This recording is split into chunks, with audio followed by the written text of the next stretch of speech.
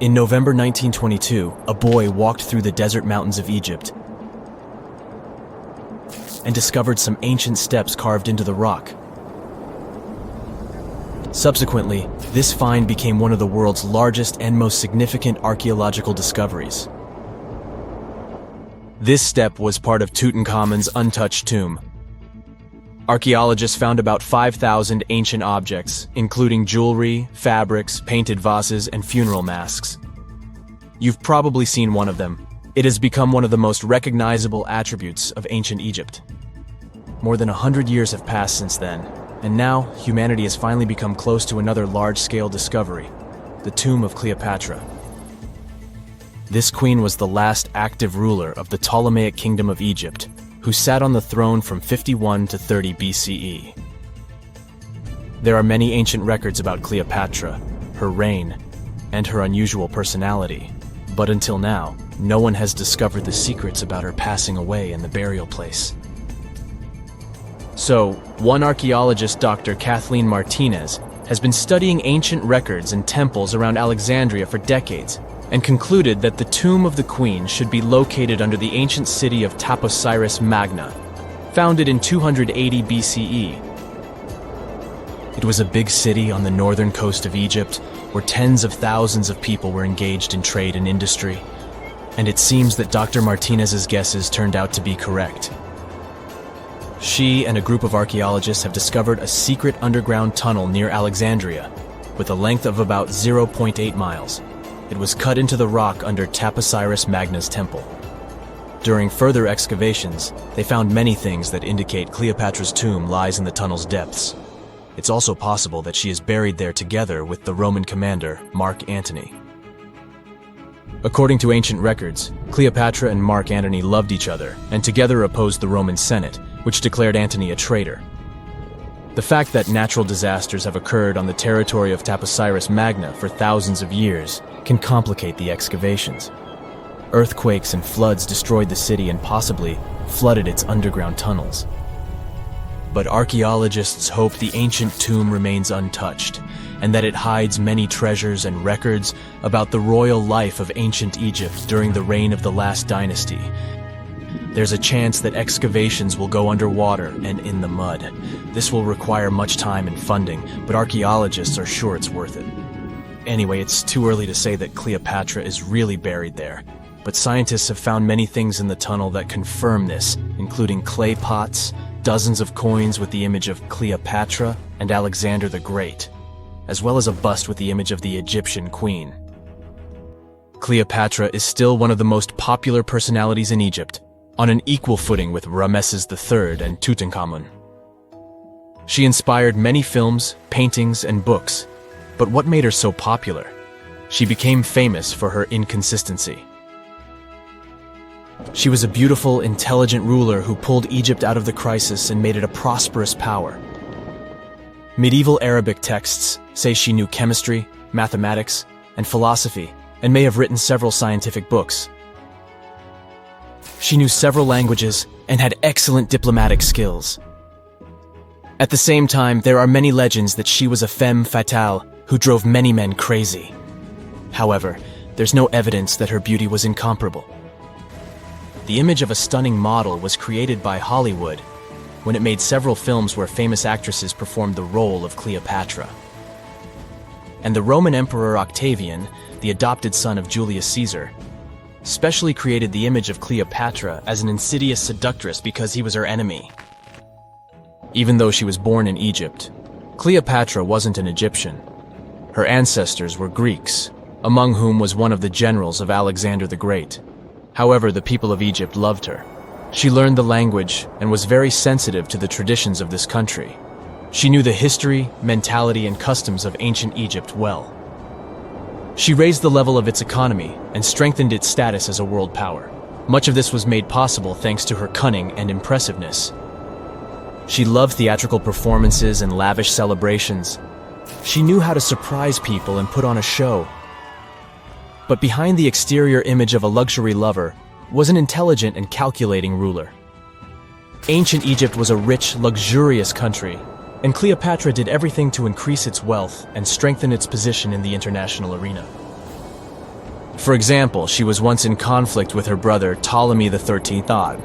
The queen knew that she wouldn't be able to resist him, so she decided to attract Julius Caesar to their side. The Roman emperor arrived in Alexandria, where Cleopatra wanted to meet him, but Ptolemy knew about her plans and was about to prevent her from coming to Caesar. Then, instead of a rich and noisy arrival, Cleopatra decided to make her visit inconspicuous. She wrapped herself in a carpet or linen bag the emperor's servants carried into Caesar's private chambers. Cleopatra emerged from the carpet and impressed the Roman emperor with her beauty and determination. As a result, they fell in love with each other and became close allies. After some time, she impressed another influential Roman for diplomatic purposes. She arrived to meet Mark Antony on a golden barge with purple sails and silver oars. Cleopatra was dressed in the image of Aphrodite and sat under a magnificent canopy. Her servants dressed like cupids and were blowing her fan and burning incense. But Cleopatra created such a show for a reason. She knew that Antony revered Greek mythology and considered himself the embodiment of Dionysus. As a result, he was so impressed with this woman that he ended up marrying her. Cleopatra defended her crown, strengthened her alliance with Rome, and bore Antony 3 children. In Egypt, they threw big parties and enjoyed wealth with power. However, the relationship of a high-ranking official with the Egyptian queen caused a scandal in Rome. Octavian was Antony's primary opponent in the struggle for power, so he exploited the situation to darken the competitor's reputation. He used propaganda to make Cleopatra an insidious seductress in the eyes of Roman citizens. He accused Antony of succumbing to her charms. The Roman Senate supported Octavian and declared Cleopatra an enemy. In 33 BCE, this conflict reached a high point when Antony's navy clashed with Octavian's fleet. The latter won and forced his enemy to flee to Egypt with Cleopatra. According to some records, they took refuge near Alexandria. Pursued by the Romans, they hid in one of Cleopatra's palaces and met their end. Some legends say that Cleopatra was an expert in poisons. She provoked a venomous snake, a viper or an Egyptian cobra, to bite her. Also, according to another legend, she pricked herself with a poisonous needle. There's a theory that Cleopatra always carried an ampule with poison inside her hairbrush. And when she was cornered, she soaked the needle with this poison and pricked herself. None of this can be said for sure. Scientists are still trying to find out the truth. Perhaps when they reach Cleopatra's tomb, the world will get more answers about her tragic fate. She is considered the last ruler of Egypt.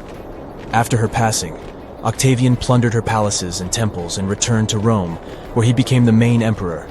He successfully ruled the country and expanded its borders. His reign ended when he turned 75.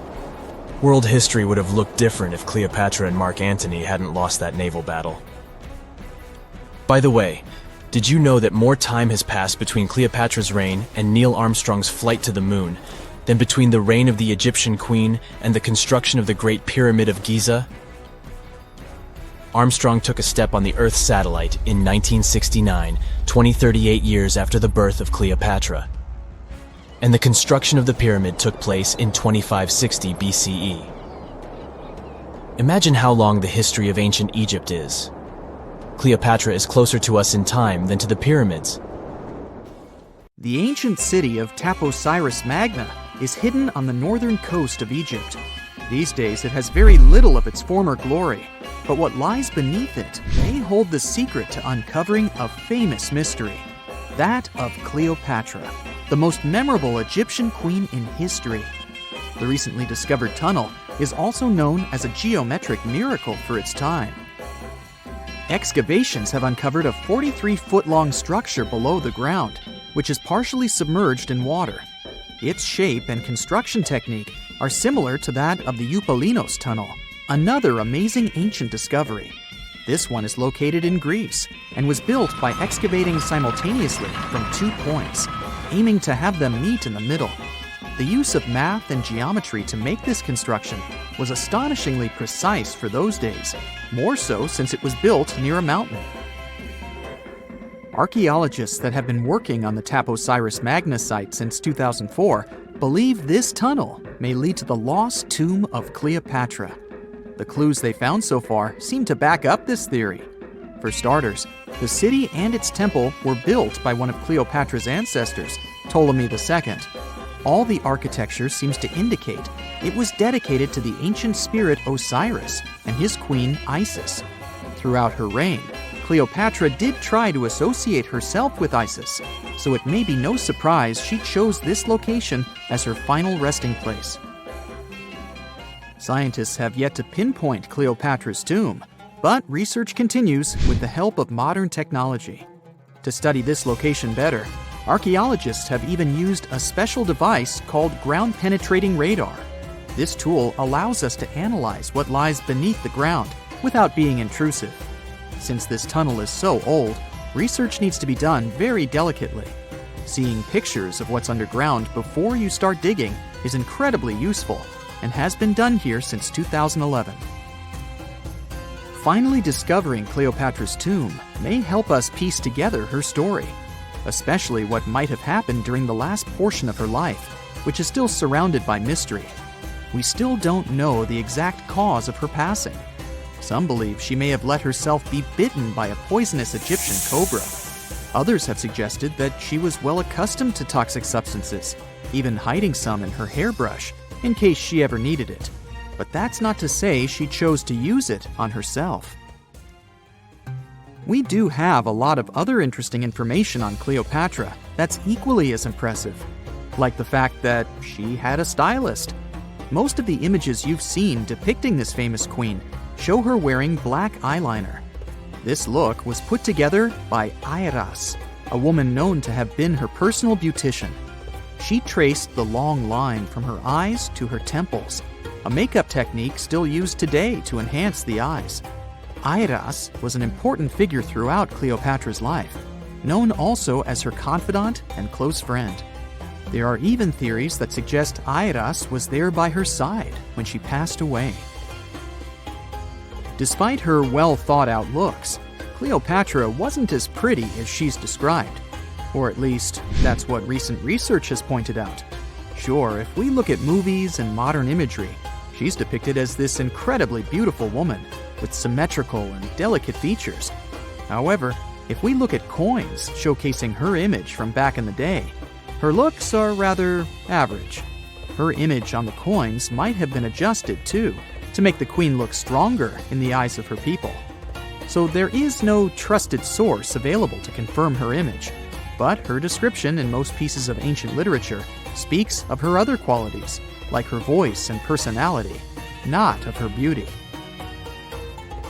Cleopatra might have been the most famous Egyptian queen to this day, but she wasn't the first choice. She did have an older sister, Berenice, that was initially supposed to take the throne. Berenice passed away before she could do that, so Cleopatra took on the role and began investing in her education. She traveled throughout the country quite frequently, so she could become accustomed to her people and their needs. She was only 18 when the responsibilities were passed down to her, and immediately gained popularity because of her intelligence and education. Her taste in literature was quite good too. She was known to be a fan of Homer, the famed Greek philosopher and poet. Cleopatra loved to write as much as she loved to read. There are even claims that she wrote a book on medicine and cosmetics, but we have no evidence to this day that such work ever existed. Part of being a great leader back then meant you had to speak multiple languages. Cleopatra clearly understood that, and that's why she's rumored to have known many languages to varying degrees. Some archaeologists suggested she spoke Greek, Egyptian, and Ethiopian, as well as many Arabic dialects. She might have even spoken Latin, but there's little evidence to support this claim. She might not have had angelic looks, but Cleopatra was really careful with the way she looked, even with her diet. She was known to have enjoyed simple meals, including a variety of fish. Since she lived close to the Mediterranean Sea, it's really no surprise. As a treat, she liked to eat stuffed pigeons, which she also served to her guests. Other dishes on the menu included vegetables and fava bean soup. Fruits and nuts weren't missing from her diet either, and she was also a big fan of honey. Recently, a team of experts has even tried to recreate her famous perfume. Think of it like the ancient equivalent of Chanel No. 5. Cleopatra was known to be a fan of luxurious scents, which she believed could even influence how people treated her when they met. The basis of this scent is myrrh, a resin gathered from a local tree. Other ingredients added to the mixture were also found back in the day, like cardamom, olive oil, and cinnamon. The results may not be quite as delicate as the perfumes we know and use today. Its consistency was way thicker, and the scent lasted way longer. When she was at the height of her power, Cleopatra might have been the richest person in the world. Back in the day, she ruled over a territory that stretched across the Mediterranean, from modern-day Libya in the west through Egypt to Syria in the east. This is the largest territory ever ruled over by a woman. In today's currency, her worth might have been somewhere around $95 billion. The calendars we use today may have been introduced by Cleopatra herself. She presented the idea of leap years and leap days to Caesar, the Roman emperor she was known to have been close with. Taking her advice, Caesar made these adjustments part of the official Roman calendar. The ancient Egyptians already knew the year was longer than precisely 365 days. They discovered this by studying the brightest star in the sky, called Sirius, and concluded that a year is actually 365 1/4 days long. It was Elizabeth Taylor that famously introduced Cleopatra to pop culture when she played her in the 1963 film bearing the same name. Up until that point, it was the most expensive film ever made. It was originally supposed to cost somewhere around $2 million, but ended up costing a mind-boggling $44 million. That's mostly because of script and production issues. To make this iconic movie, producers created 79 sets from scratch, as well as over 26,000 costumes for the cast. Elizabeth Taylor's Cleopatra costumes alone cost somewhere around $200,000. Thankfully for the producers, the movie made headlines and was well received by critics, making it a box office success. A lot of people associate Cleopatra with another famous Egyptian ruler, King Tutankhamun, nicknamed King Tut. Surprisingly, apart from both of them being Egyptian pharaohs, they have nothing else in common. For starters, King Tut lived around 1,300 years before Cleopatra did, and there is also no connection regarding their ancestry. Cleopatra had Macedonian Greek roots, while King Tut was a native Egyptian. So, imagine you're 15 and you get bored of playing video games. Instead, to pass the time, you decide to give some attention to an old hobby of yours, tracking down lost Mayan cities. You've heard that some ancient civilizations are said to have built entire cities based on constellations, so you decide to check out whether that was true for the Mayans. You find a book containing all the constellations the Mayan civilization believed to exist. You open good old Google Maps and map every ancient Mayan city discovered to date. You start seeing that this information actually matches. And truly, the biggest ancient Mayan cities correspond to the brightest and biggest stars of the Mayan constellations. Okay, this is getting interesting. You manage to map out over 100 ancient cities when you suddenly notice something strange. There's an area in the Yucatan Peninsula in Mexico where archaeologists have unearthed 2 Mayan cities. But on the constellation map, there are 3 stars. Could this mean there is a long-lost city waiting to be discovered nearby? You might think this sounds too daydreaming, but the story is actually true. The previous account happened to a Canadian teenager named William Gaddery. The boy is known as a science genius and had even won an award for the constellation theory we presented just now. When he noticed that a 3rd city was missing from the 23rd constellation he was examining, he began to scour the internet for satellite pictures that could help him solve this mystery. He looked into images from NASA, JAXA, a Japan-based satellite company, and Google Earth. These images were still insufficient to answer his questions, so he reached out to a friend inside the Canadian Space Agency. His friend provided him with state-of-the-art satellite imagery that gave him the answer he was looking for. According to the images, there is a large square area right on the border of Mexico and Belize, which looks like the remains of a city. William took the images to a remote sensing expert known as Dr. Armand Laroque from the University of New Brunswick. They studied the images thoroughly and concluded that the area could be housing 30 buildings and even a large pyramid. The scientific and archaeological community went crazy with the 15-year-old's discovery. Could this really be true? Some background. Lost Mayan cities began to be unearthed in the mid-20th century. Since then, ruins from cities such as Tikal, Palenque, and Uxmal have been rediscovered. The Mayans were one of the biggest pre-Columbian civilizations living in the Americas. They began to settle in the area as early as 1500 BCE. Experts believe that, at its height, the Mayan civilization consisted of over 40 cities with a population of millions of people. That's a crowd. And their cities were pretty interesting. Their civilization spanned over Mexico's Yucatan Peninsula, Guatemala, and Belize. They survived mainly on agriculture, so they developed a complex irrigation system in most of their cities. They built a series of ceremonial buildings, pyramids, plazas, and even courts for ball games. The Mayans were keen pyramid builders, but they also developed an advanced astronomical system. With whatever ancient technology they had, they were able to predict the exact location of planets, such as Venus and Mars, and they were able to predict the exact dates of eclipses. That's why the methodology William used to discover this long-lost Mayan city was unusual, but not completely surreal. The Mayans were keen astronomers, so it wouldn't be too strange that they built their major architectural feats in relation to the sky, would it? And they wouldn't be the first ones to be doing so. There is a famous fringe of Egyptology dedicated to studying how the Giza pyramids were built in perfect alignment with the Orion constellation, meaning that each pyramid was purposely built to align with one of the major stars of Orion's belt. According to William, he first had the idea to look at the Mayan constellations because he couldn't understand why the Mayans built their cities where they built them. Most major cities, such as Chichen Itza and Uxmal, aren't near any rivers or significant bodies of water.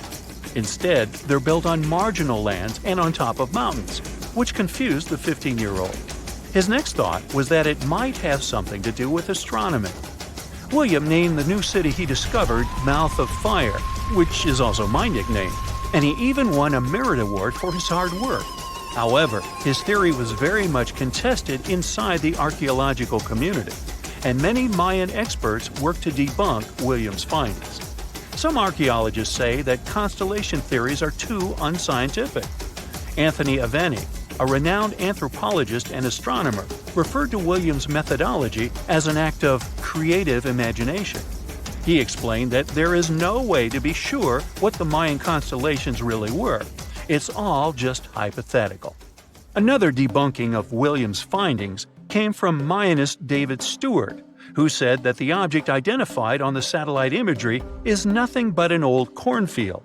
His claim was supported by an expedition that took place near the area in 2021, when the archaeologists present reported there was nothing at all in this area. Still, a 15-year-old boy almost found a long-lost Mayan city, which is pretty exciting if you ask me. Similar techniques as those used by William are actually being used to unearth lost civilizations all over the world. According to space archaeologist Sarah Parquet, satellite imagery has been a key player in discovering ancient cities in Egypt and other places. Sarah herself spends most of her days scouring images for any sign of where there could have been cities long ago. What happens, she says, is that any time you have something buried, it's going to be covered either by vegetation, soil or sand, or some other modern construction on top of it. In order to assess whether there is something hidden under large canopies of vegetation or not, she uses infrared technology, for instance. A major recent discovery in Brazil was done in a similar way. Satellite imagery detected a network of trenches dating back to 200 to 1200 CE. These suggest settlements that could have supported around 60,000 people. But in this case, the satellite imagery did indeed correspond to what was on the ground. Researchers from the University of Florida found several mountains that were accompanied by ditches and geoglyphs. Archaeologists also found remnants of carefully designed walls, centered around plazas, much like the type of construction done by the ancient Mayans. Advances in satellite tech have also shed new light on long-discovered ancient Mayan cities, such as Tikal. Located in the heart of the Guatemalan jungle, Tikal is believed to have been the capital of the ancient Mayan Empire. At its height, it was comparable in importance to cities such as London or New York in today's world. It was composed of a series of complex monuments, many of them believed to have been the resting places of kings and chiefs. Tikal is already known to have been big, but recent discoveries show it could have been even 3 times larger than what scientists originally believed. The main discovery revolves around a fortification on the outskirts of the city, indicating how far the original city stretched. And new discoveries still take place. In 2017, researchers also unearthed new clues regarding the potential causes of the decline of the Mayan civilization. Using data from a site in Sewell, located 62 miles southwest of Tikal, scientists analyzed radiocarbon data from ceramics and archaeological excavations to extract new information about the sudden demise of this great civilization. The information shows that, instead of a sudden collapse, the Mayans most likely collapsed in waves of social instability and political crises. These events are believed to have deteriorated Mayan city centers and began causing the dispersion of the Mayan population. Well, it seems like it's a prime time to uncover ancient ruins. What do you say? Will you give it a try as well? Researchers have found almost 1,000 previously hidden Maya settlements in the tropical lowlands of what is now northern Guatemala. They did it with Lidar, light detection and ranging lasers, which they used to scan areas from the air. The region we're talking about is pretty vast. All those structures and buildings they saw over there stretch across about 650 square miles. And these spots were supposedly occupied thousands of years ago. It seems all these structures were pretty densely packed, so people lived close to each other. They had at least 417 ancient villages, towns, and cities where they could identify boundaries.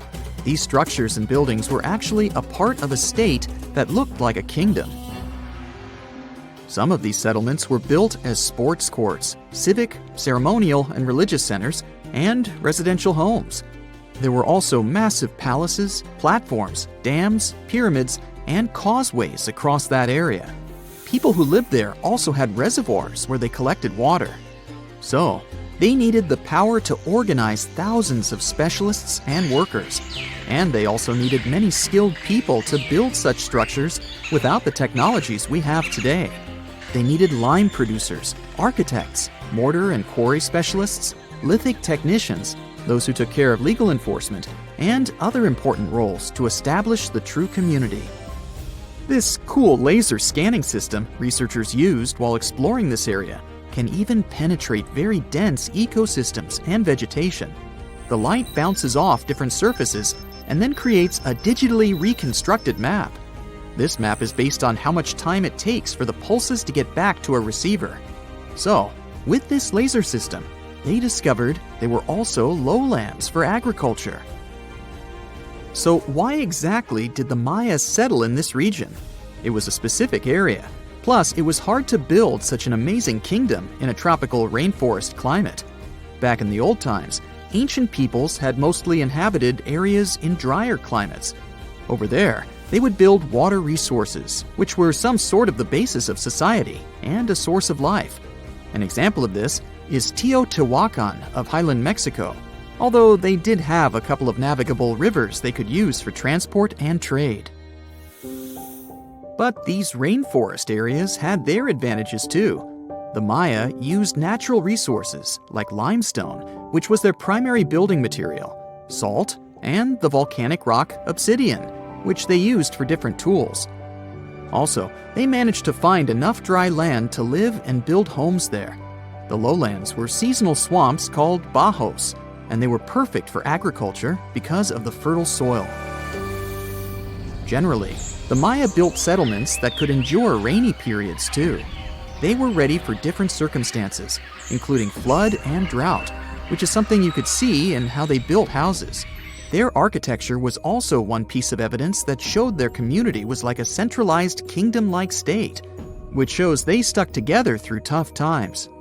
The Mayan Empire was very powerful, and it reached its peak about the 6th century CE. They were excellent at pottery, agriculture, writing, mathematics, and calendars. They were the ones who created complex calendar systems, such as the calendar round, which is based on 365 days.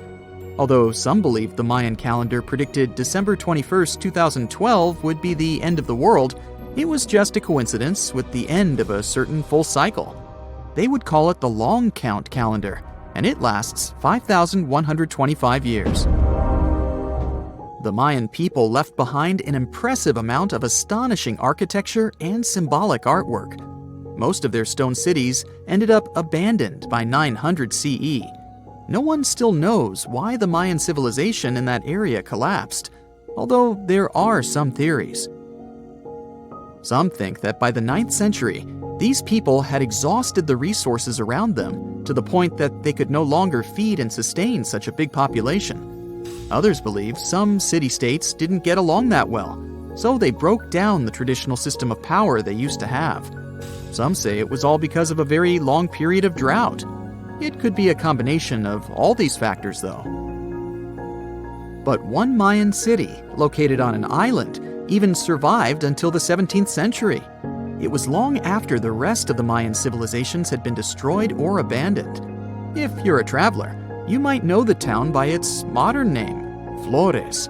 Scientists believe about 2,000 people lived there. The earliest Maya people were farmers. They cultivated crops like beans, squash, corn, and cassava. As they had many interesting ingredients, they created hundreds of cool recipes. Many of those are still present even today. For example, in modern Mexican cooking. And especially popular are papayas, cacao, avocados, squash, pineapples, chili peppers, beans, and so on. Even though the Maya mostly practiced a kind of primitive type of slash-and-burn agriculture, there is also evidence of them using some more advanced farming methods, like terracing and irrigation. And they were big chocolate lovers. More than 3,500 years ago, the Olmecs of Mesoamerica probably turned out to be the first to realize that it takes some work for us to get such a cool thing as chocolate.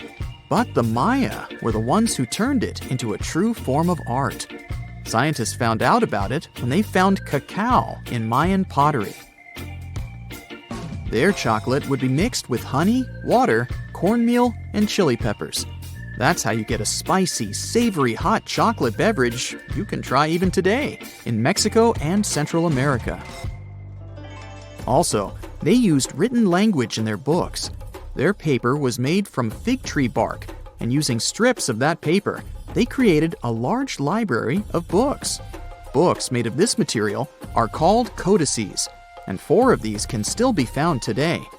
Sadly, many books were lost over time because of the humid climate or some human factors. The classic Maya built a bunch of palaces and temples that had a stepped pyramid shape. They decorated them with inscriptions and reliefs, which have earned them the reputation of being incredible artists of Mesoamerica. For the Mayans, flat foreheads were the most desirable thing on someone's face. They were generally really into aesthetics, and having a flat forehead was one of the main things where you could meet their highest aesthetic standard. They also liked to glam up their looks with makeup and clothing. Also, the Mayans were master tattoo artists. Actually, they were one of the first civilizations that started doing such forms of body art. They had a rich culture and believed in many things, such as fairies. Many civilizations across the globe believed in these mythical creatures, which had different names everywhere. The Mayans called those creatures aluxes. They would make sculptures of aluxes from wood or clay, take them to the forest, and hide in some secret spots. The Maya believed these sculptures would come to life during the night and take the role of guardians of their land, animals, and crops. The Maya believed caves were entrances that led to the underworld. You can even visit some of these caves if you like. For example, you can explore the jungles of Quintana Roo and Yucatan near Cancun. There are many spots where researchers found artifacts the Mayans had left behind. They were one of the first cultures that learned how to use rubber latex and make, for example, rubber balls for the many interesting games they had.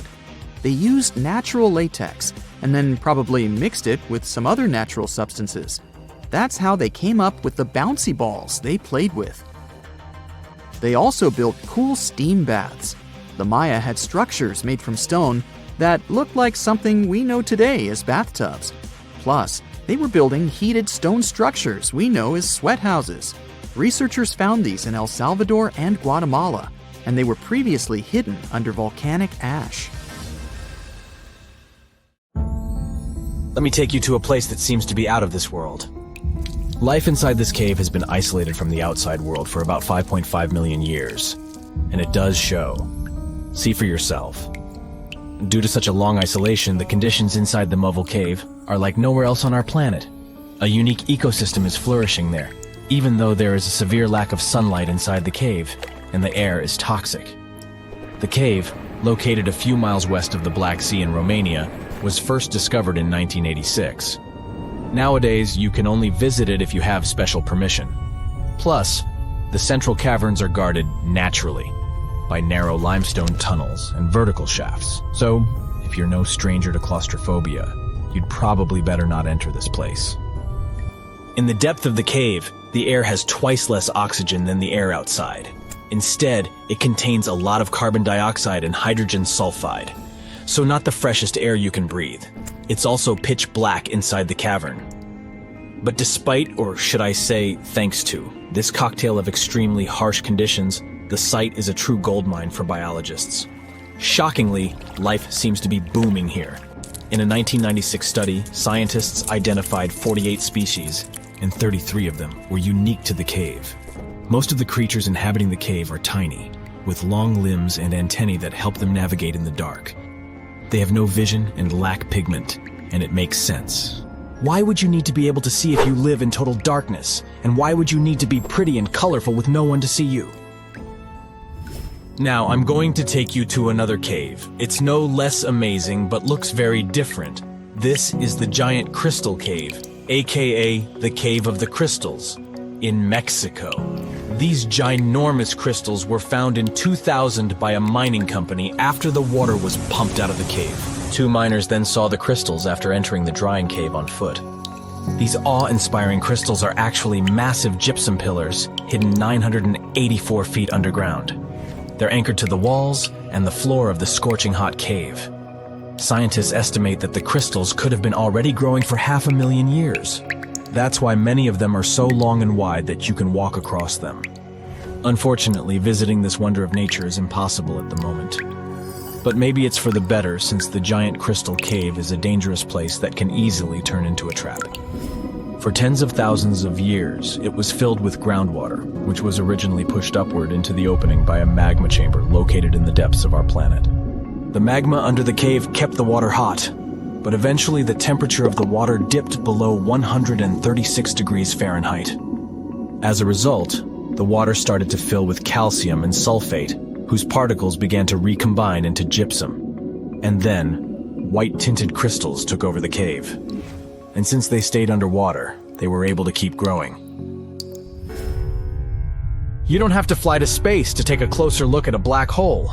Scientists have found something very similar to black holes in the southern Atlantic Ocean.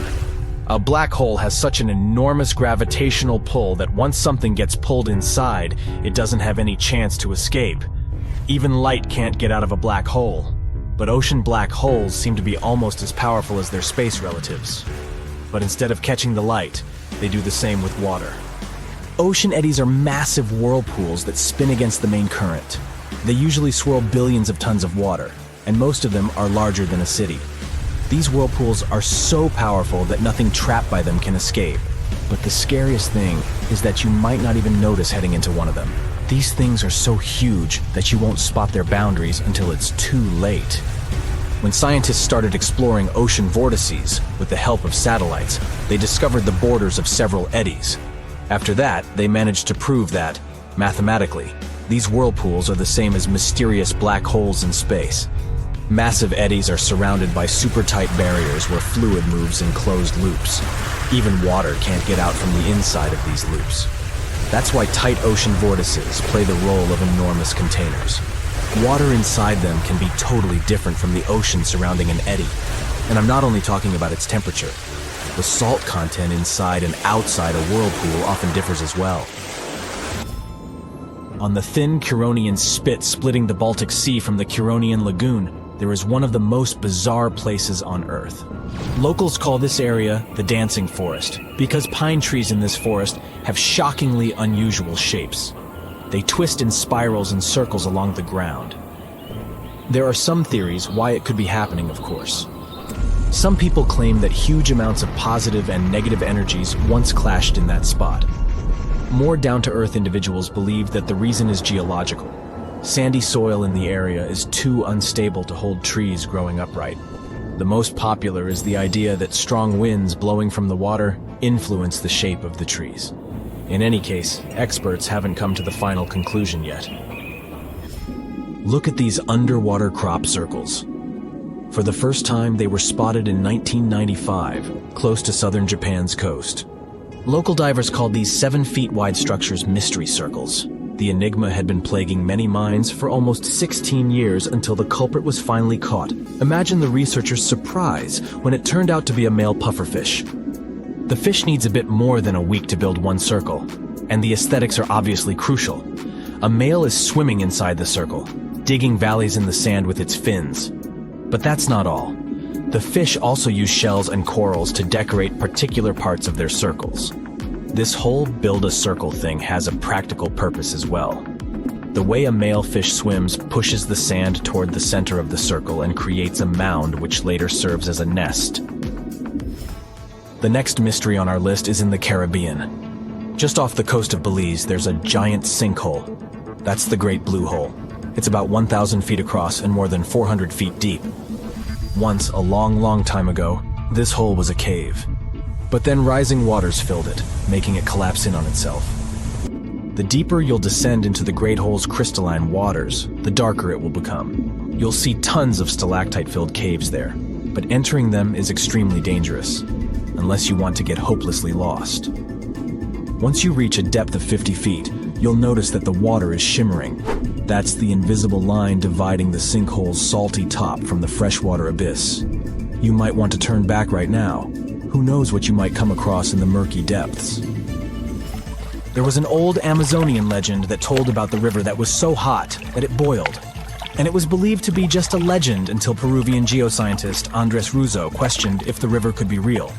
All experts denied such a possibility. After all, hot rivers do exist, but only in the areas where there are volcanoes. As for the part of the country mentioned in the legend, there are no volcanoes in that region. But Andres Russo was too dedicated to give up. And in 2011, he finally located the river from the legends. The water in it was indeed steaming hot. Its temperature was 186 degrees Fahrenheit, not boiling, but pretty close to this point. But what shocked the researcher the most was the size of the river. One could think that the almost boiling water was the result of the activity of an underwater hot spring. But thermal pools are always small, while the river is 20 feet deep and flows for almost 4 miles. This is the only river of its kind on our planet. Phew! This summer has been turning up the heat like never before. We feel like roasted marshmallows on a sizzling grill. Yes, the world is getting hotter, but some regions have always fought with high temperatures.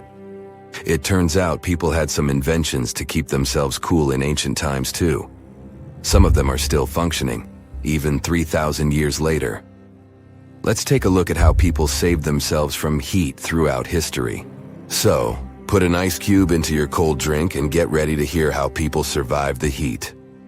Speaking of ice cubes, do you know that the Persians made an ice storage system? In the deserts of ancient Persia, people had an out-of-the-box idea about how to prevent their food from turning into a melted mess.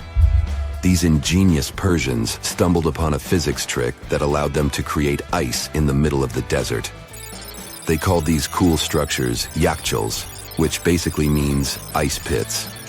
These ice pits were not your ordinary coolers. They were like secret underground fridges. They looked like dome-shaped mud brick structures on the outside, but inside, it was a whole different world. These ice pits had an evaporation cooler system that worked like magic. At night, when the desert cooled down, Persians made use of the radiative cooling effect. They set up cleverly designed trenches to hold thin layers of water. The water froze, defying the desert heat. Then there were underground square storage areas. The Persians collected the melting ice water from these cooled trenches, and during the night, they froze it again, making the most of the desert's natural chill. To add to the cooling effect, they built a wall to shade the storage areas from the hot midday sun. And that's not all. They had this fantastic wind-catching contraption called a badger that caught the breeze and directed it right into the ice pits. Fresh air plus ice. Cool breeze. A winning combo. They even had intricate water channels called qanats to bring water to the ice pits and homes all the way from the nearby mountains. As time passed, these yakhchols faded into history and modern technology took over. But hey, there's good news too. Some awesome folks in Iran are restoring these ancient coolers. So, if you ever find yourself in the desert, don't forget to pay a visit to these marvelous places and witness the genius of the ancient Persians firsthand. Now, I want to focus more on the wind catchers because they don't just help make ice cubes. They actually function as a cooling system as well. Back in the day, those clever architectural wonders were all the rage in places like Persia, modern-day Iran, Egypt, and the Middle East. Imagine tower-like structures with openings at various levels strategically placed to harness the power of nature's breeze. These openings were like magical portals for the wind. They captured those refreshing gusts and guided them right into people's living spaces. Basically, they were natural air conditioners. The breeze would gracefully flow downward, cooling the ground as it danced through the building. The secret sauce lies in the details. The tower's height, the number of sides, the openings, and the positioning of the interior blades. Everything plays its role in how efficiently the wind towers work out. Thanks to these wind catchers, ancient societies could enjoy comfy indoor temperatures without sweating. Can you imagine living in those times? Feeling the gentle breeze whisking through your home, keeping you feeling fresh and chilled out? The Persians are often credited for inventing these awesome wind catchers. But hey, don't forget about Egypt. There, you can find traces of similar structures dating all the way back to 1300 BCE. Yes, the invention of wind catchers may have occurred in ancient Egypt, but Yazid in Iran is the city with the largest number of wind catchers. People wouldn't have been able to live there without these ancient ACs because there was almost no rain in the area throughout the year. Now, let's look at these perforated double-skinned exteriors. Imagine dressing up a building with a fancy perforated screen. It's like giving its exterior a stylish makeover while keeping things chill inside. This genius technique, firstly, scatters the natural daylight, so no harsh sunbeams to blind you. The screen also offers shade like a pro, giving the building's interior a much-needed break from the blazing sun. Think of it as a natural sun hat for your home. Placing this screen about 4 feet away from the outer walls creates a breezy, dreamy hallway for fresh air circulation. And hey, they add a touch of elegance to the building too. These structures are sometimes called jali. Jaipur, India, for example, has an average daytime temperature of about 100 degrees Fahrenheit. So these structures are lifesavers. Jalis come in various forms, crafted from cement, earth, and wood. It's a cultural symbol deeply embedded in Indian architecture. You can find its captivating presence in iconic historical buildings like the majestic Taj Mahal and the Grand Red Fort in Delhi. But hey, it's not just a thing of the past. It's still rocking modern architecture scenes, and its charm has sparked creativity in artists and designers worldwide. It adorns the building's exterior, its cross-section showing a larger opening on the outside and a smaller one on the inside. This is where the Venturi effect steps in to show off its physics prowess. As the air flows through the narrowing passage, it picks up speed, creating a difference in pressure between the inside and outside of the building. Air blowing at a higher speed gets compressed, and when released, it cools down. Mashrabia is a wooden lattice or screen used in the Middle East and North Africa. These decorative wonders are like window blinds, but they do more than just look pretty. They're smart too. They give privacy, shading you from the sun, and let fresh air and light in. Some people also add clay pots filled with water, sand, or damp straw to their designs. As hot air breezes through the holes, it also passes through the pot's porous surface. The moisture inside evaporates, cooling the air. This is a perfect low-cost technique for hot and dry climates. It's eco-friendly, and there's no need for electricity.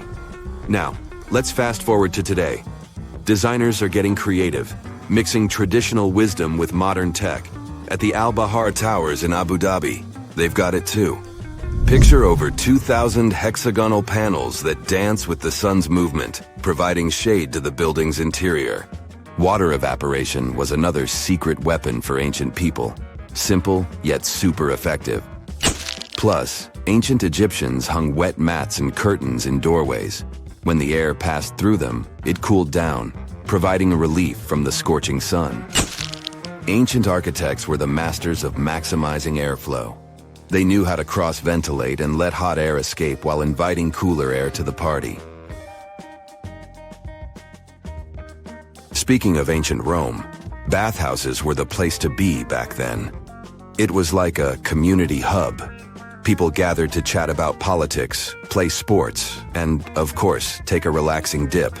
The frigidarium was the cool spot in Roman baths.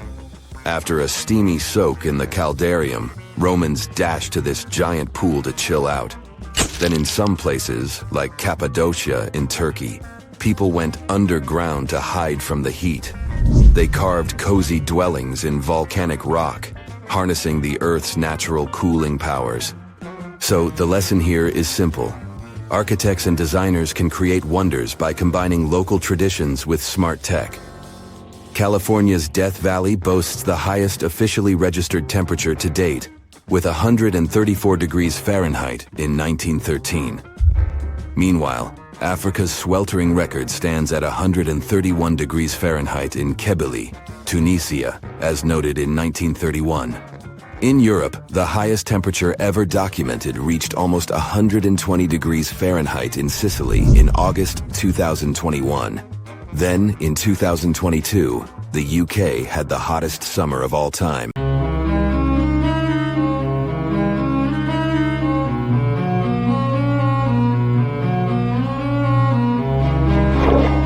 Question for you. Do you think Atlantis could be real? It remains as one of history's greatest mysteries. The legend began with Plato, all the way back in ancient Greece. The tale of a civilization that formed and prospered before our own. Atlantis was supposedly a highly technological society, much like the Mayans. But, as the legend says, due to the people's greed, they were punished by a flood that destroyed and submerged their cities. Different theories try to guess Atlantis' location. Some say it was in the Mediterranean Sea. Some say it's beneath the Bermuda Triangle. But, as science has shown us, Atlantis may be only an allegory for humankind. Today, you'll discover several amazing underwater cities that you have never heard of. They existed indeed, and are not just a myth. We're taking you on an excursion to the underwater city of Baia, which is on the coast of Italy. Known as the Las Vegas of the Roman Empire, Baia was a resort city. The Roman elite traveled there for recreation. Imagine an open-air spa. That was Baia. You can visit the submerged town by scuba diving and get close to that perfectly preserved, magnificent Roman sculpture, a true underwater wonder. You can spot the crumbled temples and buildings through glass-bottom boats. This is a moss-covered museum in Claudio's Nymphaeum. To your left, you can see a collection of classical Greek statues. Swimming down the Via Herculeana, you'll arrive at Villa Aprotio. Villas are Italian-style houses, and here you can admire their original marble floors. Notice the black and white patterns and the astounding shapes they make. Next, you'll arrive at Portus Julius. Can you see the collapsing wall structures at the bottom of the seafloor? You'll see well-preserved columns and limestone floors. Behold the ruins of the thermal baths of Lacus. The remaining multicolored mosaics are something great to see. You'll see their orange, blue, and green tiles if you get close enough. At Pisoni's Villa Pila, you'll see 25 preserved Roman pillars. Notice the arches, the frescoes nearby, and the magnitude of this well-kept treasure. The city was located over natural volcanic vents, so there were hot springs to be used at will. People went there looking to have an excellent time. And when I say people, I mean some of the great Roman emperors we learned about in school: Nero, Cicero, Caesar. But around the 8th century, the city was sacked and the luxurious town was abandoned. Slowly, the water level rose and the city started to drown. You are on a summer vacation off the coast of Greece, 4 hours outside of Athens, in the Peloponnese Peninsula on Pavlopetri. You dust off your snorkel and head for a free dive on a bright sunny day. Sometime into the dive, you start noticing patterns on the seabed. 13 feet below the surface, the outline of familiar objects starts to appear, one by one. As you continue swimming, what looks like the outline of an entire city emerges before your eyes. You wonder, how could water have taken the whole city? Rocks are perfectly aligned into what appears to be the foundation of a building. Nicholas Fleming, a British oceanographer on vacation in Greece, was the person that discovered Pavlopetri. He was documenting the seafloor artifacts. The team found the site filled with pots, storage vessels, and tools. A quern stone, for instance, is a tool used for grinding grains and turning them into flour. Multiple amphoras, which were found then, indicate that this settlement dated back to the Bronze Age, 5,500 years ago, when people started living in towns. The settlement is believed to have lasted for over 2,400 years. Pavlopetri is considered today the oldest submerged town yet found, and it's impressive that it wasn't a simple village. It was a vibrant port city with stone-built buildings, a marketplace, streets, and even squares. Let's continue our exploration and find secrets in other underwater cities. You are diving off the coast of the Ryukyu Islands. Pacific waters are far from smooth. There's a strong current pulling you into the deep sea. Suddenly, you see a huge structure thanks to the sunlight shining down on the seabed. At first, it looks like Machu Picchu's ruins across the globe in Peru. As you approach it, you slowly figure out its form. A pyramid-shaped structure, arches, staircases. It's something that could have easily been a palace or castle. Could this also be a sign of human activity? What you just saw is known today as the Yonaguni Monument. It also goes by the name of Japan's Atlantis. The entire monument is about the size of 5 football fields and the height of a 5-story building. Its most surprising feature is its expansive terraces that host large crowd gatherings. Explorers and scientists believe that Yonaguni dates back to 10,000 years ago. But whether it is a man-made structure or a natural formation is still under debate. For Japan's top marine geologist, Professor Masaki Kimura, Yonaguni is the heritage of a lost civilization. Kimura has dived into exploring the ruins over 100 times over the past 10 years. According to him, there are clear signs of human activity down there. The triangle pool, located on the monument's surface, is a triangle-shaped concave that is a historical symbol of water fountains in the region. There is also a giant turtle carved on the eastern side of the structure. And according to Kimura, turtles have an important cultural meaning. Several pieces of stone tools have been recovered from the site. Their estimated age dates back to 10,000 years ago. However, not all scientists are convinced of the same. For many, Yonaguni is the result of thousands of years of erosion. The fact that the monument is composed of one massive rock leads them to believe that it is not human-made. The defined edges and flat surfaces resemble a natural formation occurrence in Northern Ireland, known as Giant's Causeway.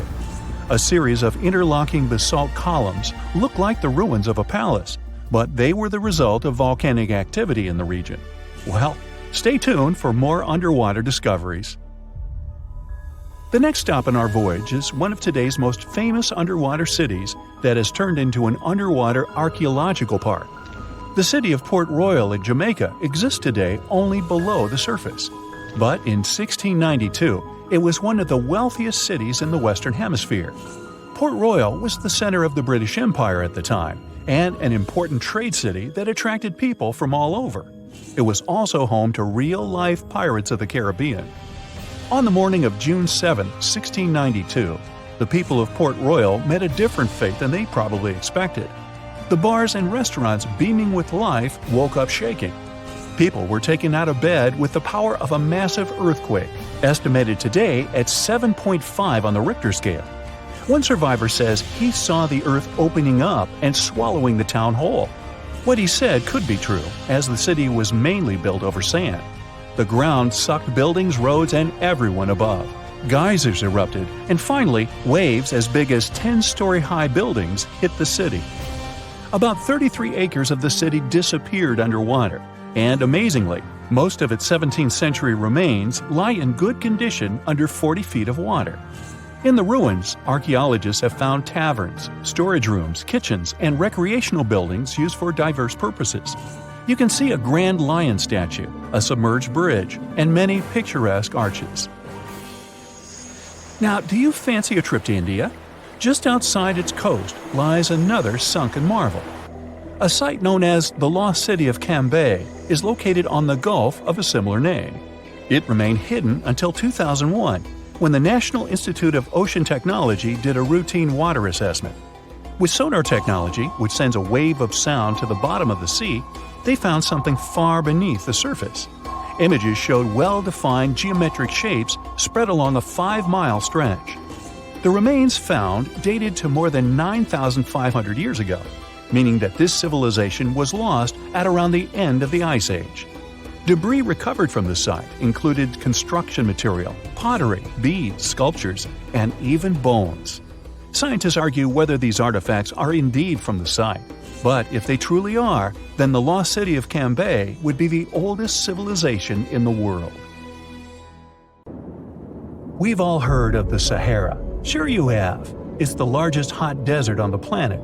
A sea of sand covering an area larger than the contiguous United States. But have you ever wondered what lies beneath the sand dunes? To answer this question, we must travel deep into the past of our blue planet. Up until some 6,000 years ago, the Sahara was grassland. Humans were around at this time, not me, spreading agriculture around the planet. In the north of Africa, the color green dominated. Plenty of rainfall meant that there were lakes, rivers, pastures, and even forests. A completely different image of the Sahara from the barren landscape of today. But then the climate started to shift. The region became parched, and the vegetation started disappearing. The wind did the rest. It took away the fine sediment after there were no plant roots to hold the ground together. Give it a couple thousands of years, and you get a familiar image of the Sahara. Sand and rocks stretching as far as the eye can see. But when it comes to volume, only a quarter of the Sahara is actually sand. The yellow sands of the Sahara are just one part of the story. The desert has many other features, such as gravel plains, salt flats, and plateaus. Makes you think if we understand the word desert correctly. For people who study such terrains, geologists, there is only one condition for defining a desert: precipitation. If an area gets little or no rain, then it's considered a desert. The Sahara certainly fits the bill. Its average annual rainfall is just 3 inches. Compare that to the nearly 45 inches a year in New York. When we look at precipitation, this sandy desert is only the 3rd largest in the world. Number 1 and 2 are Antarctica and the Arctic. They are larger than the Sahara by millions of square miles. It sounds odd, but there is more than one type of desert. The first 2 are polar deserts, while the Sahara is a subtropical desert. But the difference in air temperature are staggering. In Antarctica's interior, temperatures plummet to minus 76 degrees Fahrenheit. Compare that to the highest temperature on record in the Sahara of 136 degrees Fahrenheit. But this desert has a cool side. At night, the temperature is roughly the same as the average yearly temperature in Denmark. This hot and cold roller coaster makes it hard to choose the right outfit when venturing into the Sahara. And what about the sand? How deep is it actually? The depth varies between 70 and 140 feet. That's not too deep. If you put the Statue of Liberty in a tall dune, half of it would still stick out of the sand. Its vast amounts in the Sahara were created by aeolian processes. That's Greek for wind. Over time, it blows and shapes the surface of the earth. In dry areas with sparse vegetation, winds erode the ground much faster. That's what happened in North Africa. Under all that sand is the bedrock and cracked clay. If you started digging, you would find the same everywhere on the planet, with one important difference. There is some type of soil covering the bedrock. This is not the case in the Sahara. Because of the arid climate and a lack of vegetation, sand covers the ground below. Over the course of thousands of years, a lot of interesting finds ended up in the desert sand. For example, there are petrified tree trunks. These are essentially preserved prehistoric trees. They date back to the time when the region was lush green. In some places, the trees of this fossilized forest are at least 65 feet tall. The wood is so well preserved that you can still see the texture and knots. There are even fossilized pine cones. In 1992, scientists found glass fragments in eastern Sahara. These canary yellow glass shards were scattered across hundreds of miles. They didn't belong to an ancient civilization, although ancient Egyptians used them to make jewelry. In fact, the breastplate of King Tut had a beautiful scarab beetle centerpiece made from this desert glass. For a long time, scientists were puzzled about the true origins of these fragments. They finally concluded that the glass was around 29 million years old. It is an impact tape. If that sounds like it has something to do with the word impact, you are correct. These rocks are formed when a meteorite hits the surface of the Earth. This generates a lot of heat. Scientists estimate that the temperature needed to melt this mineral was close to 3,000 degrees Fahrenheit. Apart from the regular fine-grained sand, we also have melted sand in the Sahara. But the desert conceals other unlikely artifacts. Shark teeth are a common find in Morocco, which sits in the western part of the Sahara. What are the fossilized teeth of these marine predators doing in the middle of the desert? This part of the world looked entirely different millions of years ago. There was a sea cutting right through what is now a desert.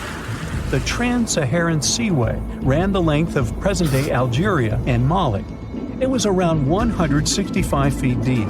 That was enough for all sorts of aquatic animals to inhabit it. Large catfish, sea snakes, and of course sharks lived in the area. British archaeologists even unearthed a turtle shell in Mali in the 1980s. For centuries, there was even an entire city hidden under the desert. Timgad was a Roman outpost constructed by the Emperor Trajan around the year 100 in the current era. For various reasons, its residents abandoned it around the year 700. The sands of the Sahara soon engulfed the city. It had remained hidden for nearly 1,000 years. Then, in the 1700s, a Scottish explorer started digging out the city. His team first uncovered a sandstone triumphal arch 40 feet high, similar to the ones we can see in Rome and Paris today. An amphitheater soon popped out of the sand, and it was followed by well-preserved statues of Roman emperors. The Scotsman's find was so impressive that no one believed him at first. It took 2 more centuries for archaeologists to fully excavate the city during the 1950s. The site covers a surface as large as 10 polo fields. The ruins reveal the full mastery of Roman city planning. All the streets meet at a right angle in what is known as an orthogonal grid. You can find the same layout in modern cities such as New York. Historians estimate that during its heyday, 10,000 people called Timgad home. Different nationalities lived here, from Romans to people of African descent. Today, more than 2.5 million people live in and around the Sahara. They are spread across 11 countries in total, and their living space is growing. The desert is 10% larger than it was just a century ago. This process doesn't involve sand pouring out of the Sahara. The ecosystems on the edges of the desert simply change over time. The wind blows the soil away and vegetation dwindles, the perfect conditions for the formation of a desert landscape. These changes are happening in the Sahel, a region south of the Sahara Desert. That's why the African countries have recently come together for a project called the Great Green Wall.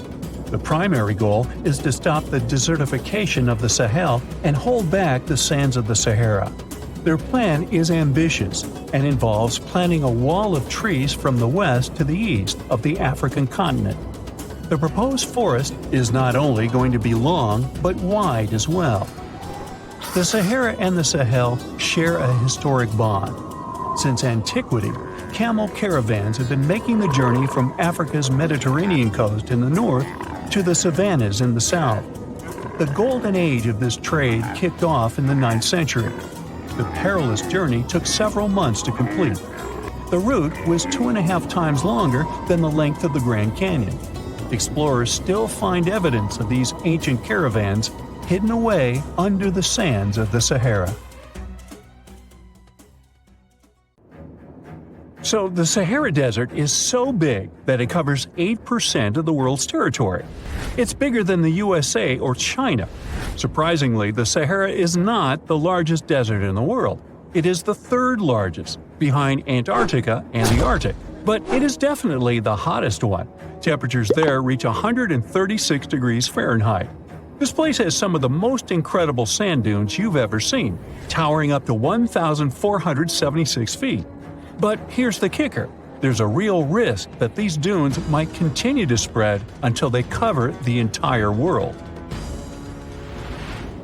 Surprisingly, the influence of the Sahara Desert extends far beyond its borders.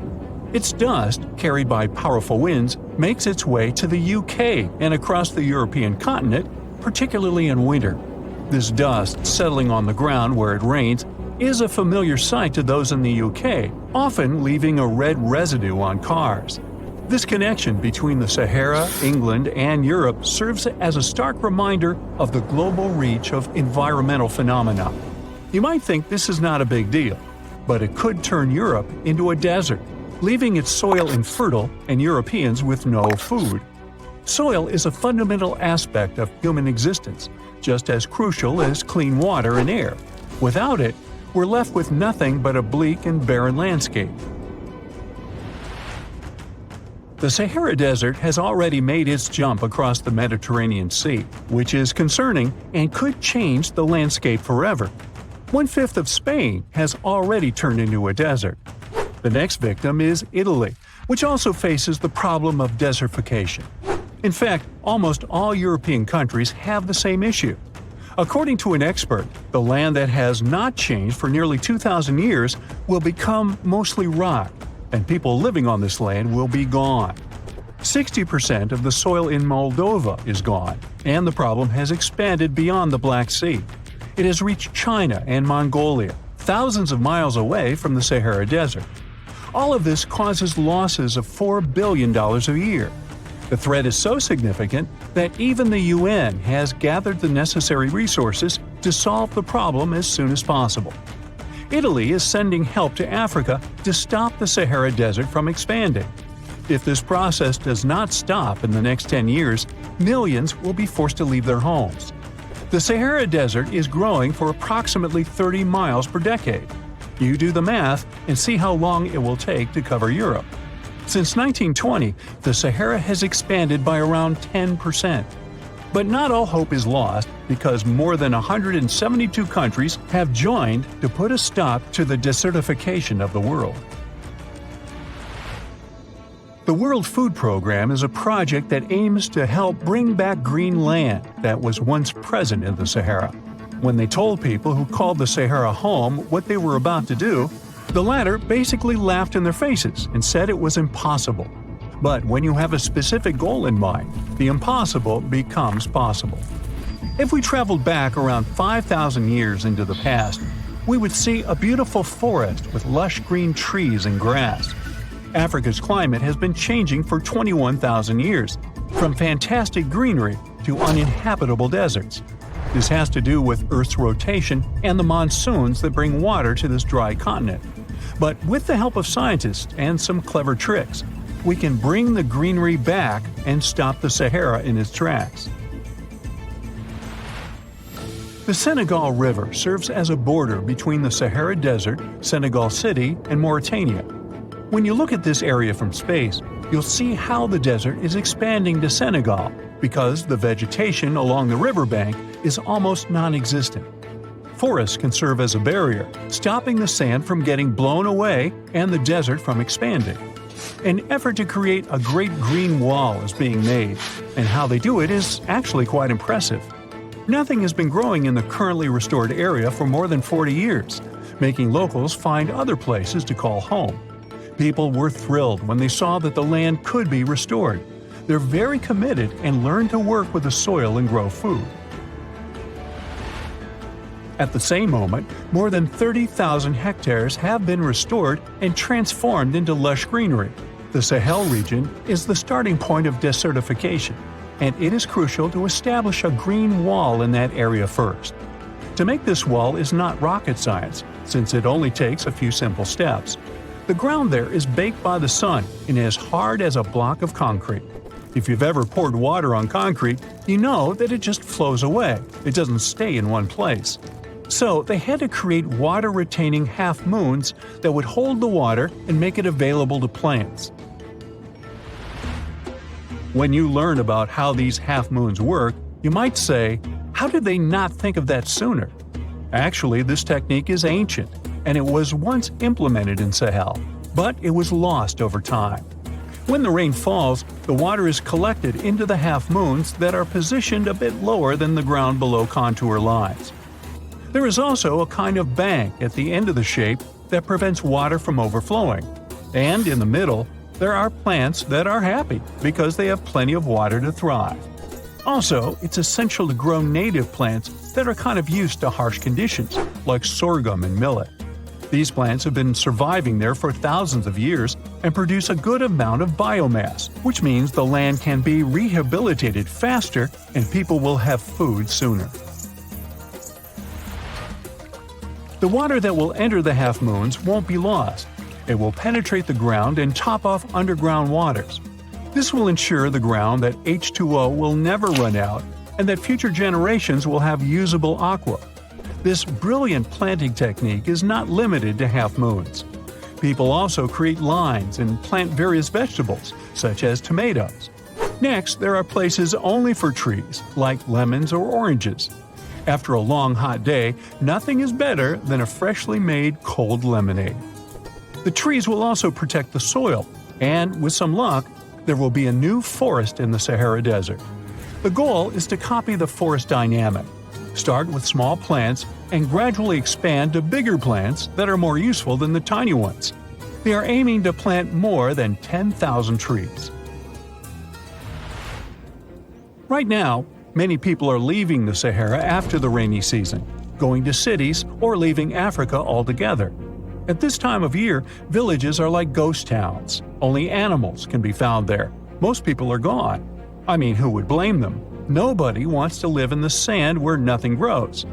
Luckily, with all this new, old technology being developed, many people are slowly but surely returning to their land and starting to work in agriculture. The best thing is that there are no brutal winters, so plants grow 12 months a year, and people can always have food. People are becoming more social because now everybody stays in their villages and doesn't travel much. If this project works out, Africa will be saved, and the world won't turn into a giant desert.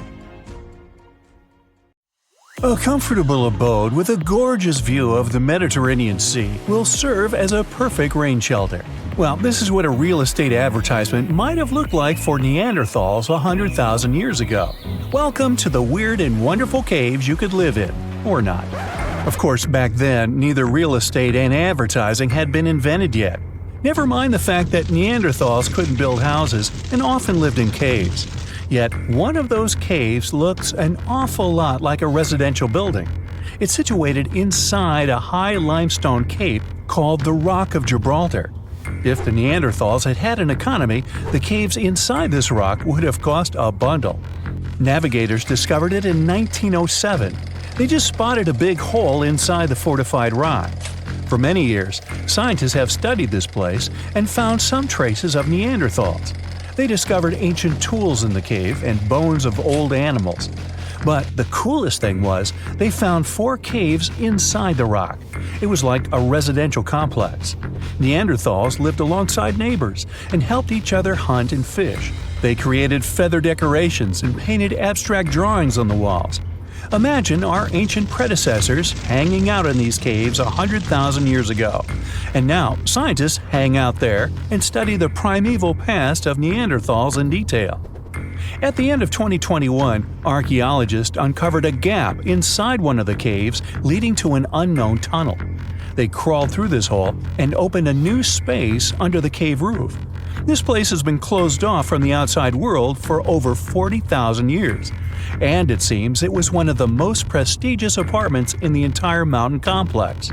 It has high ceilings with ancient stalactites. The ruined stone curtains divided the apartment into several rooms. Scientists also found the remains of ancient animals and scratches on the walls. It seems that Neanderthals had never lived here, but they used to visit this place. Archaeologists found the shell of a sea snail called dog whelk.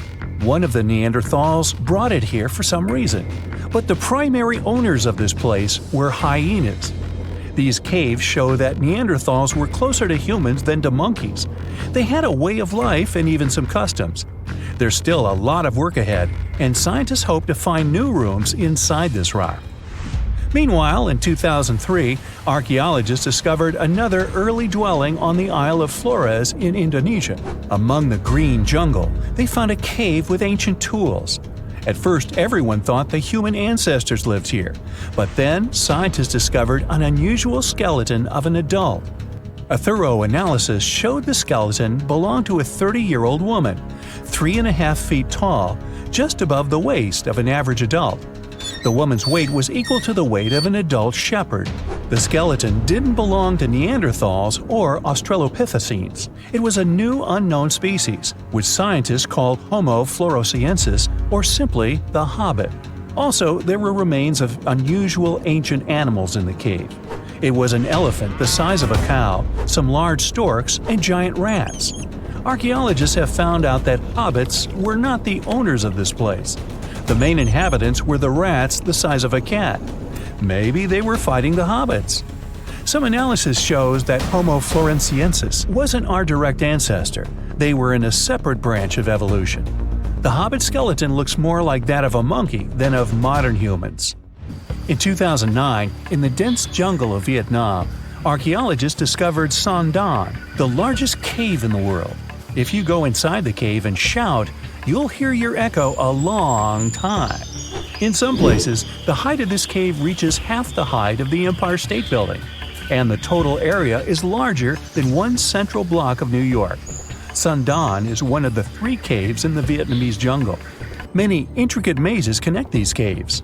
Inside, you can find unique plants and trees that live separately from the outside world. It's a real underground jungle. In some places, you can find collapsed ceilings that let the sunlight in. Besides unusual trees and plants, ancient stalactites hang there. Some limestone deposits are more than 450 million years old. They were here even before dinosaurs appeared. There are also many rivers in the cave. Rainwater coming down from holes in the ceiling has formed them. Fast streams resemble slides in a water park. They lead to unknown underground labyrinths. Scientists have studied only a small part of all these caves. The next unusual cave is in New Zealand. Hundreds of thousands of fireflies live inside. Each of them glows with a blue light. Together, they light up the cave. It may seem to you that you're on another planet, but you can't stay there for a long time. Special air measuring devices are everywhere. Scientists monitor the level of carbon dioxide necessary for the normal existence of fireflies. These insects are sensitive to the environment. If there are many people in the cave, or they stay there too long, the park staff will ask them to leave the place. It's like you're literally stealing oxygen from the fireflies. We've seen some pretty amazing caves so far, but how about a scary one? We're going to the desert of Yemen's Al-Mara province. What we're looking for is not a cave, it's just a black hole in the ground, right in the middle of the desert. It's big, the size of a basketball court. It's not its size that could scare you, but what's inside. Scientists are still not sure what it is. From the depths of this black abyss, a disgusting smell of rotten eggs constantly comes out, and sometimes you can hear some strange, frightening sounds. The blackness of the giant hole in Yemen absorbs all the sun's rays, so you won't see what's there even with a powerful flashlight. People flew over this place by helicopter. They filmed using drones and the most powerful lenses, but they didn't catch anything except darkness. It looks like a big ink spot in the middle of golden sand. The locals are afraid to approach this place. They believe the cave leads to another dimension where evil creatures live. At the moment, the giant hole in Yemen is one of the most poorly studied and mysterious phenomenon of nature. How did it appear? How old is it? Where does it lead? Scientists are trying to find the answers to these questions. There are theories that the hole appeared because of construction work. Geologists drilled the soil nearby in search of minerals. It could have caused fluctuations in the Earth's crust and collapsed the surface. But no one can prove this theory, yet. And now, imagine a place where sunlight has not penetrated for more than 5 million years. There's little oxygen, and it's cold and damp. Still, life is born in this place, not only microbes and bacteria, but also something bigger. The living conditions in this cave are very different from the usual ones, so, in a sense, this cave is like another planet. It's the Movile cave in the southeast of Romania, near the Black Sea. The entrance is a small hole in the ground. Inside, a tunnel leads deep below the surface. The levels of hydrogen sulfide and carbon dioxide are above normal inside the cave. The air here is half as much oxygen as on the surface. People can't be here without an oxygen mask, but other creatures living here can. The cave is home to 48 species of living organisms. 33 of them are unknown.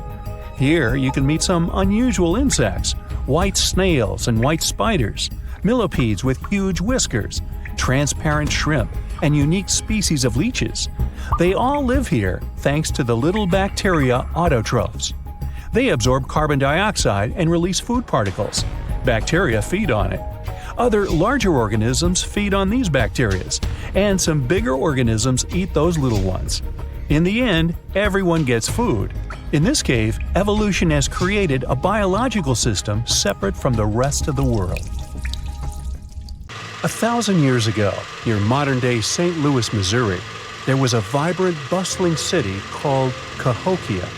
It was a Native American city, the largest and most influential one in Mississippian culture. At its peak, around 1050 BCE, Cahokia was home to as many as 30,000 people, making it larger than Paris at the time. But what's interesting is that Cahokia didn't have any big marketplace. Usually trade was the backbone of any big city, yet this one stood out for archaeologists.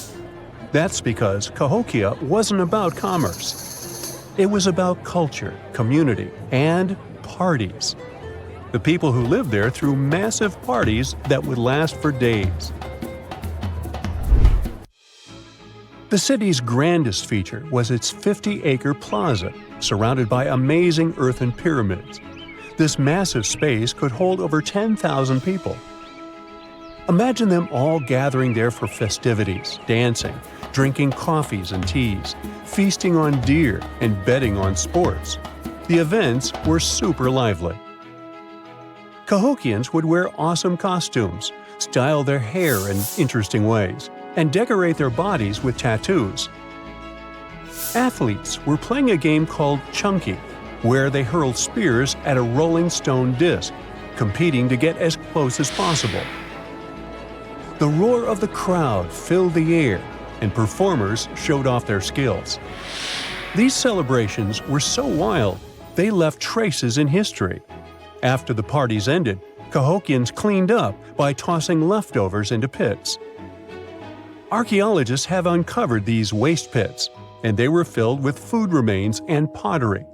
One pit alone contained the remains of 2,000 deer, and that's from a single event. They also found traces of yaupon holly, a caffeinated plant that was traded from hundreds of miles away. This just shows how much effort and thought Cahokians put in their celebrations. Would you like to live in a city like this? But aside from all the fun and games, Cahokia was also deeply complex and spiritual. The city was built on a landscape that mixed dry land with swampy patches.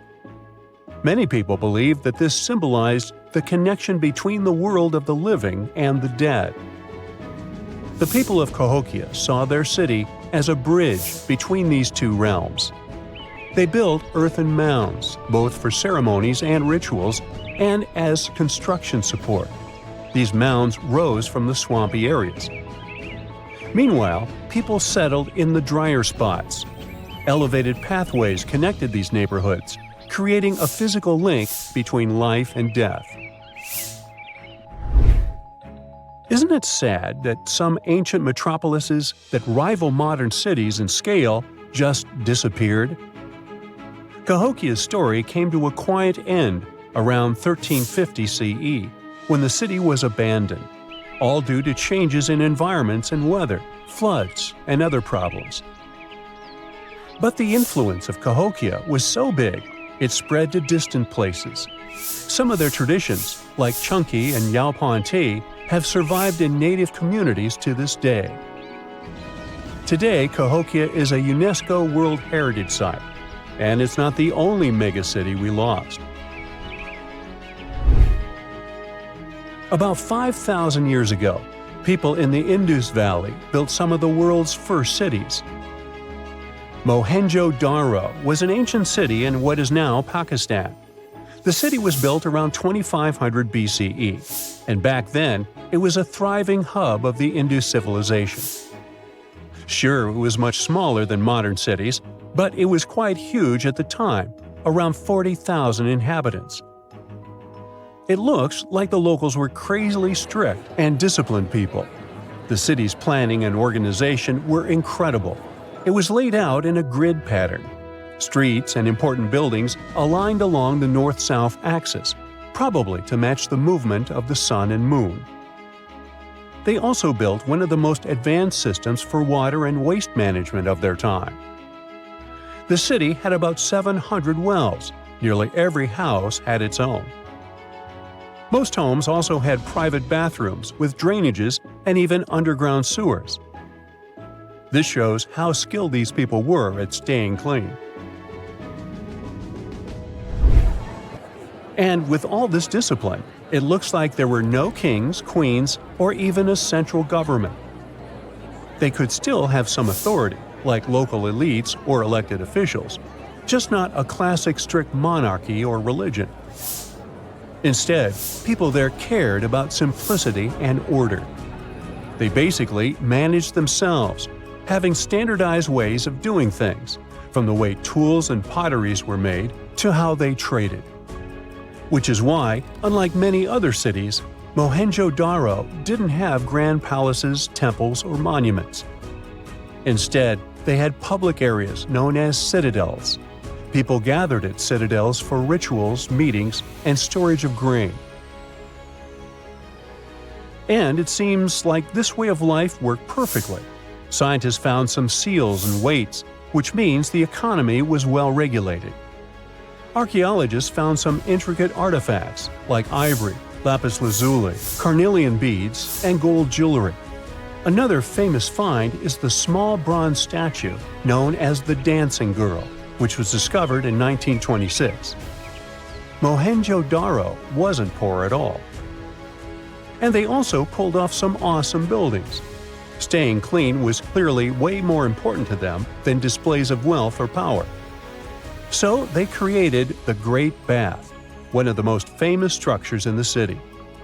It's a large, watertight pool built with baked bricks, perched on a mound of earth, being almost a religious place, the closest thing they had to a temple. Meanwhile, the city itself was built on a series of mounds. They grew taller over the centuries as people added new houses and structures. Why did the city fail? No one really knows. There's something mysterious about the sculptures archaeologists found. Many of them seemed intentionally broken. This means the city's later inhabitants, maybe invaders or something, destroyed them for some reason. Some scientists think that the Indus River may have shifted course, disrupting agriculture and trade. But there's no evidence of a flood or any big event like this. It just seems like, over time, the entire Indus civilization just gradually faded away. By 1900 BCE, the culture had shifted and didn't leave much behind.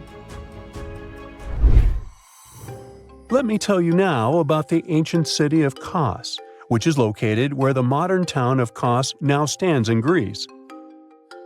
Imagine arriving by sea, and the first thing that hits you is the sheer grandeur of its agora, this massive public square built with stones in different colors, laid out on terraces that rise above you. It was one of the biggest in the ancient world, and it made a great impression on anyone approaching the city. This place has a rich history dating back to around 2300 to 2200 BCE. A long time ago, local folk gathered up from different parts of the island to form a new city in the northeast. People have lived there since the Bronze Age, and over time, it became a super important center of culture and trade. And no wonder, since it's right near a natural harbor.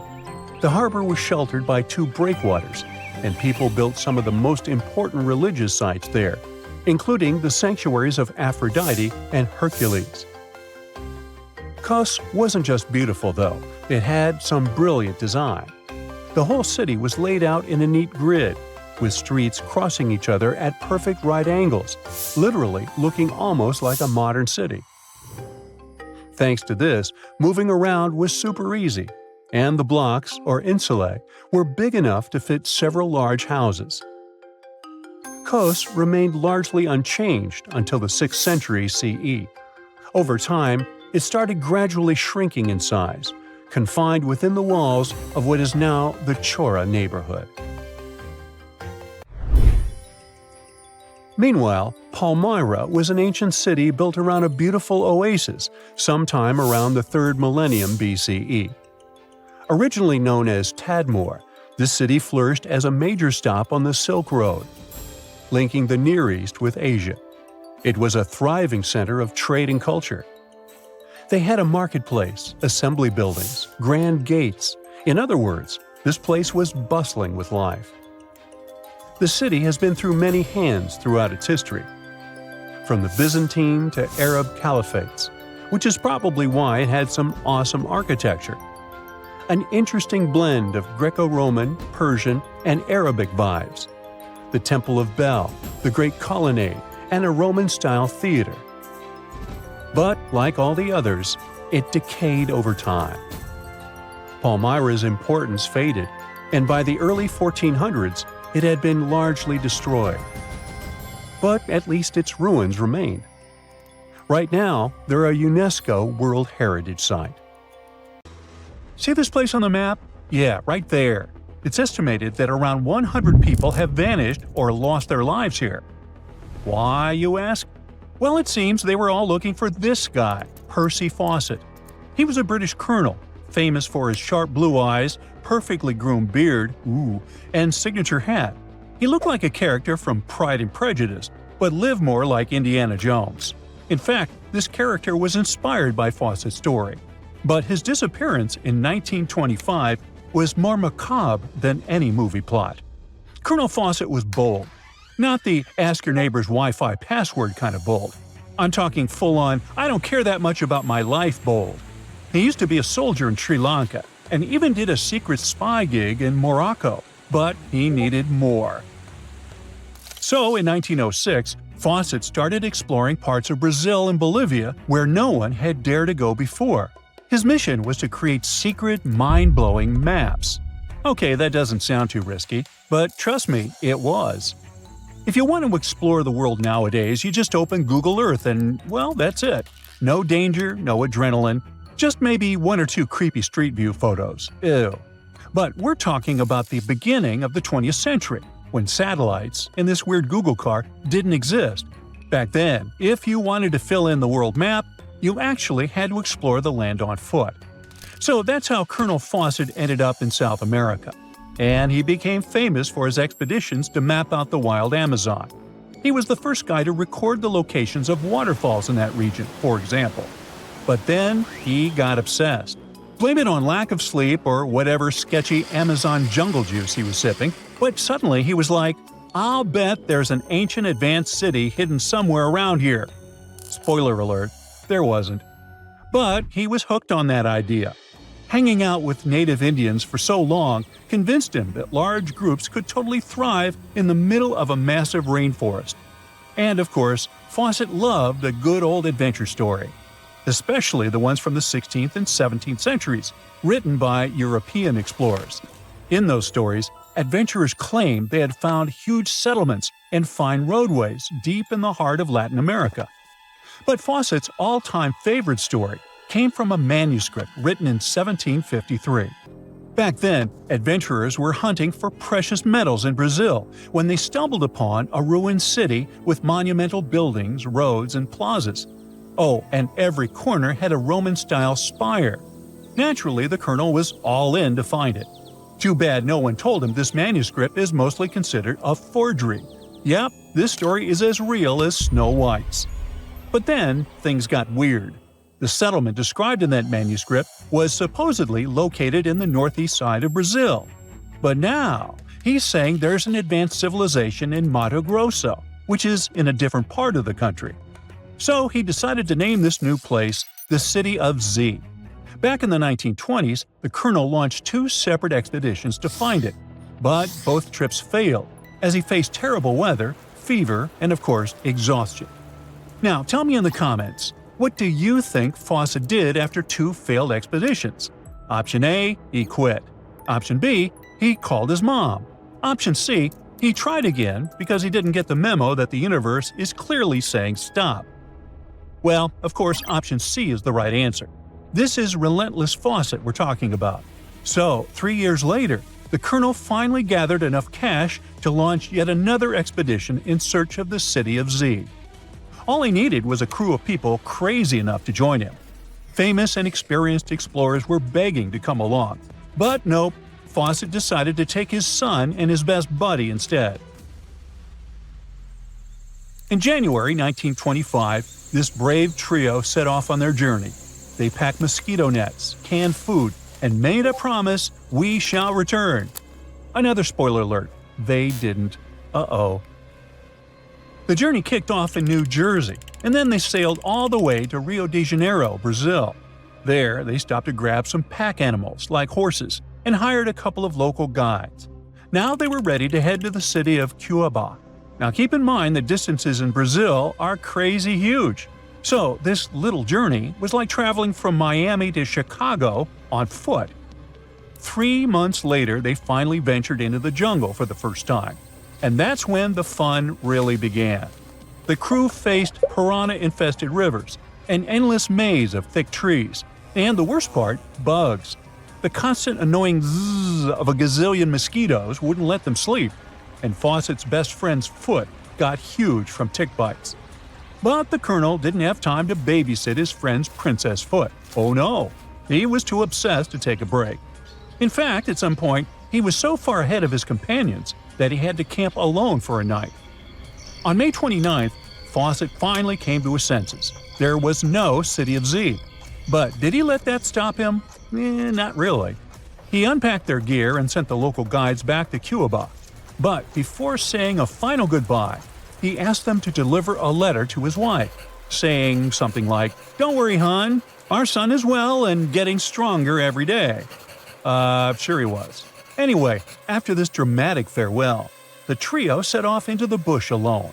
The darkness swallowed the thick forest, and then they were never seen again. Okay, that was intense, so let's fast forward. 2 years later, The newspapers were still speculating whether the trio could still be alive, and Fawcett became a legend, like Bigfoot, but less hairy. One guy said that the colonel had become one of the locals and was living his happily ever after in the jungle. Another guy said he was held prisoner by the Indians, but no one could confirm any of these sightings. It wasn't until 1928 that the British authorities finally thought better late than never and decided to look for Fawcett and his crew. By that time, they were sure their expedition had perished, but they still needed proof. And after days and days of surviving the jungle's worst nightmares, they found, well, nothing. But in a weird way, this mystery inspired more explorers to look for them. It's estimated that about 100 people have passed away in this process, and a few have followed in the explorers' footsteps by disappearing without a trace. So, what really happened to the expedition? Researchers have pointed their fingers at everything under the sun: parasitic infections, starvation, drowning, jaguar attacks, you name it. Some even say Fawcett dove headfirst into mysticism and started an occult community in the jungle. The Brazilian anthropologist Orlando Vilas-Boas was probably the one who got the closest to solving this case. Back in the 1950s, he was working with the Kalapalo Indians when they suddenly admitted to, getting rid of Fawcett. They even had bones to prove it. But it turns out a forensic analysis showed that the remains didn't belong to the colonel. So we're back to square one, and nobody knows, to this day, whatever the heck happened to them. Fawcett's quest, as we know it today, is based on some pretty questionable sources. But there is a possibility that he wasn't living in Delulu land after all. Recent discoveries suggest that his idea of a sophisticated jungle city wasn't just pure fantasy. In 2024, a massive ancient city was found in the Amazon, hidden beneath dense vegetation. Evidence suggests it was built around 2,500 years ago, and it was surprisingly advanced, featuring houses and plazas, all connected by an incredible network of roads and canals. But this city was in a forest in Ecuador, not Brazil. So who knows? Maybe the legendary city of Z is still out there. Ooh.